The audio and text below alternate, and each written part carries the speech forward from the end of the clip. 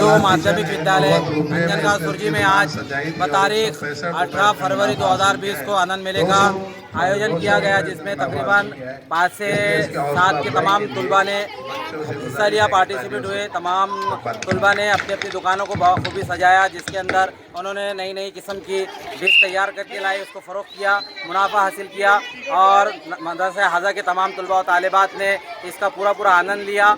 और इस आनंद मेले का नियोजन हमारे स्टाफ, मॉर्निंग शिफ्ट के स्टाफ ने किया। जैसे तनवीर सर ने, जो कला शिक्षक है, उन्होंने पूरे बच्चों की दुकानों के लिए चार्ट तैयार करके दिए।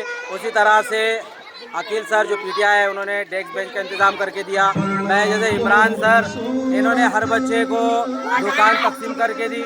और इस तरह से जो मैडम्स लोग हैं, उन्होंने कचरे के डस्टबिन का इंतज़ाम करके दिया। शफीक सर ने तमाम तलबा पर खुसूसी तवज्जो रखी। इस तरह से आज का मेला बहुत अच्छी तरीके से संपन्न हुआ और आज का मेला यहाँ समाप्त हुआ। हम ऐसा ऐलान करते हैं।